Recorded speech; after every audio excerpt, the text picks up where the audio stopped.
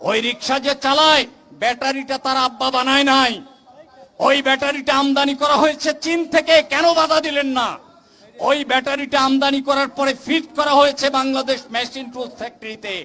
Bangladesh machine tools factory একজন major general চালায়, ওখানে গিয়ে বুলডোজার চালাতে পারবেন না, আপনার পা কাঁপবে। ওই মেশিন টুলস ফ্যাক্টরিতে গিয়ে বন্ধ করে দেন, তা তো পারছেন না। তাহলে ব্যাটারি আমদানি বন্ধ করতে পারছেন না, রিক্সা তৈরি বন্ধ করতে পারছেন না, রিক্সা বিক্রি বন্ধ করতে পারছেন না। যখন এটা গরিব মানুষের হাতে এসে পড়ে এবং সাধারণ মানুষ এটা দিয়ে চলাচল করে উপকার পায়, তখন আপনাদের মাথা গরম হয়ে যায়। আসলে রিক্সা বন্ধ করতে চায় না, ব্যাটারি রিক্সাও বন্ধ করতে চায় না, ওখান থেকে চাঁদাবাজি করতে চায়, বকরাবাজি করতে চায়। সেই চাঁদা যাতে 500 থেকে 1000-এ তোলা যায় তার আয়োজন করতে চায়। সেই জন্য ব্যাটারি রিক্সা বন্ধের ধোঁয়া তোলে।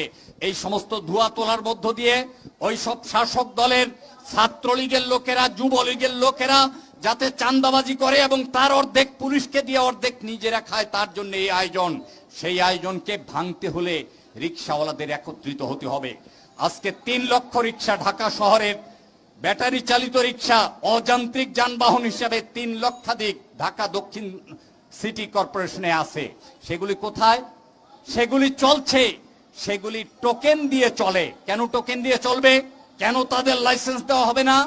এই সব প্রশ্ন যাতে তুলতে না পারা যায়। এই সব প্রশ্ন তুলতে হলে সংগঠন লাগবে। সংগঠন করতে হলে যখন রাজু আহমেদ যাবে, তখন আপনাদের লোকেরা বলবে যে ওই রাজু আহমেদের কি ক্ষমতা আছে, ও তো পাওয়ার নাই। পাওয়ারের লোক ছাড়া কি রিক্সা চালু রাখতে পারবে? আমরা পাওয়ারের লোক দরকার, মোটা তাজা নেতা দরকার, পাওয়ার পার্টির নেতা দরকার, এমপি সাহেবের লোক দরকার, মেয়র সাহেবের লোক দরকার, কাউন্সিলর সাহেবের লোক দরকার। এই সব কথা বলার মধ্য দিয়ে বিভ্রান্ত করবে আপনাদের। আপনারাও তখন মনে করবেন যে ঠিকই তো কথা, মোটা তাজা নেতা ছাড়া কোনো দাবি আদায় হবে না।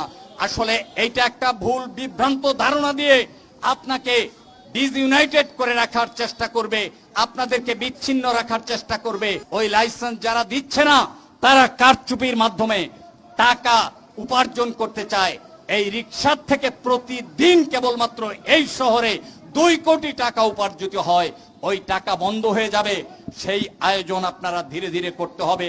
তার জন্য আপনাদের সবাইকে এই মিটিংয়ে এসে আমাদের কথা শুনবার জন্য, আপনাদের কথা বলবার জন্য ধন্যবাদ জানাচ্ছি। আপনাদের বলতে হবে না মোটা তাজা নেতা আমাদের ক্ষতি করেছে, গত 100 বছরের শ্রমিক আন্দোলনের ইতিহাস তাই বলে। মোটা তাজা নেতা দিয়ে হবে না, রিক্সাওয়ালাদের মধ্য থেকেই নেতা বেরিয়ে আসতে হবে। সেই নেতা যদি কাজ করে তাহলে সংগঠন হবে, সংগঠন যদি হয় তাহলে আন্দোলন হবে, আন্দোলন যদি হয় তাহলে চাক্কা বন্ধ করতে পারবে না, আন্দোলন যদি হয় তাহলে ব্যাটারি খুলে নিতে পারবে না, আন্দোলন যদি হয় তাহলে পুলিশে মাস্তানি করতে পারবে না। তাহলে সেই আন্দোলন করার জন্য আপনারা ঐক্যবদ্ধ হবেন, একত্রিত হবেন, সেই আহ্বান আপনাদের জানাচ্ছি। একত্রিত যখনই হতে যাবেন, গ্যারেজের থেকে বাধা তৈরি হবে। গ্যারেজের ডানে বাঁয়ে যারা চাঁদাবাজি করে তারা বাধা দেবে, গ্যারেজের ভেতরের লোকেরা মনে করবে কি জানি কি হয় সেজন্য বাধা দেবে। এই সকল বাধা অতিক্রম করে আপনাদের রাস্তায় নামতে হবে, একত্রিত হতে হবে, সদস্য বানাতে হবে, নিজেরা দলের সদস্য হয়ে সেখানে কমিটি তৈরি করতে হবে। প্রত্যেক গ্যারেজে গ্যারেজে কমিটি তৈরি করতে পারলেই আপনারা আন্দোলন করতে পারবেন, এছাড়া আপনারা আন্দোলন করতে পারবেন না। সেই জন্যে নানা রকমের চামচারা নানা রকমের বুদ্ধি দিবে, কান খাড়া রাখবেন, নিজেরা সজাগ থাকবেন, ওই সমস্ত বুদ্ধির প্রভাবে প্রভাবিত হবেন না। আপনারা পরিষ্কার মনে রাখবেন, আপনারা যাতে একত্রিত না হতে পারেন তার জন্য যত প্রকারের বুদ্ধি দেওয়া হবে সেই সমস্ত বুদ্ধির জায়গা থেকে বেরিয়ে আসতে হবে। আপনাদের বলতে হবে যে না, ছোট ছোট বিন্দু বিন্দু সরিষা কুড়াইতে কুড়াইতে আমরা বেলে পরিণত করব। ফলে আমরা শক্ত নেতৃত্ব তৈরি করব। আমাদের মধ্য থেকে এই মোটা তাজা লোকেরা আমাদের মাথায় কাঁঠাল ভেঙে গিয়েছে সারা জীবন, ওই মোটা তাজা শাসক দলের লোকেরা আমাদের দাবি কোনোদিন দেবে না। আমাদের দাবি আমাদের আদায় করার জন্য আমাদের ঐক্যবদ্ধ হতে হবে, আমাদের লড়াই করতে হবে, আমাদের একটুখানি সময় দিতে হবে। আমাদের গ্যারেজে এত ক্লান্ত হয়ে রিক্সা চালিয়ে ফিরে যাওয়ার পরেও একটুখানি বসবার সময় বের করতে হবে, একটুখানি কথাবার্তা বলবার সময় বের করতে হবে। সেই সময় দিয়ে আস্তে আস্তে সংগঠিত হতে হতে, ঐক্যবদ্ধ হতে হতে আমরা আমাদের লক্ষ্য অর্জনের পথে এগিয়ে যাব, এই বিশ্বাস প্রত্যয় রাখছি। এবং ইঞ্চি ইঞ্চি করে 1 থেকে 2, 2 থেকে 4, 4 থেকে 8 এভাবে মানুষ জোগাড় করার মধ্য দিয়ে, সদস্য করার মধ্য দিয়ে, সংগঠন করার মধ্য দিয়ে আপনারা ঐক্যবদ্ধ হতে পারবেন। এবং ঐক্যবদ্ধ হতে পারলেই কেবলমাত্র এই রিকশাকে ঢাকা শহরের আদর্শ যানবাহন হিসেবে গড়ে তুলতে পারবেন। প্রত্যেক রিকশার জন্য লাইসেন্সের ব্যবস্থা করতে পারবেন। প্রেস ক্লাবে হাজারো মানুষের মিটিং হয়, হাজারো বার মিটিং হয়, কিন্তু প্রেস ক্লাবে রিকশাওয়ালাদের মিটিং এই যে হলো, যারা রুটি রুজি না হলে একবেলা চলে না তাদের মিটিং আর মধ্যবিত্তের মিটিং আলাদা। প্রেস ক্লাবে চাকরিজীবী ব্যবসায়ীদের মিটিং, রাজনৈতিক দলের মিটিং আর রিকশা শ্রমিকদের মিটিং আলাদা। আজকে যারা প্রেস ক্লাবে মিটিং এ আসছেন, হয়তো এক বেলার ইনকাম তাদের বন্ধ হয়ে গেছে। ইনকাম বন্ধ হয়ে গেলে তাদের খাওয়ার কষ্ট হয়, থাকার কষ্ট হয়। সেই মানুষ যে আসছেন আজকে প্রেস ক্লাবে, তার জন্য আপনাদের প্রত্যেককে বাংলাদেশ শ্রমিক কর্মচারী ফেডারেশনের পক্ষ থেকে রক্তিম শুভেচ্ছা এবং আন্তরিক অভিনন্দন জানিয়ে আমি আমার বক্তব্য শেষ করছি।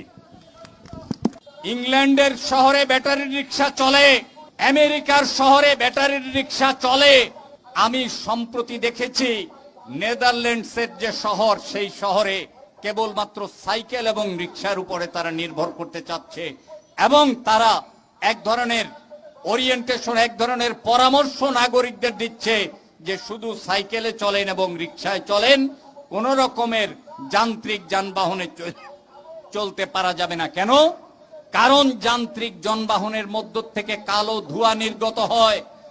আজকের খবর যদি আপনাদের কাছে বলি তাহলে কি বলবো হাইতিতে ব্যাপক ভূমিকম্প হয়ে বহু মানুষ মারা গেছে। আর কি বলবো, সেই হাইতিতেই ভূমিকম্পের পরে আবার ঘূর্ণিঝড় এবং ঘূর্ণিঝড়ের মধ্য দিয়ে ব্যাপক মানুষ মারা গেছে।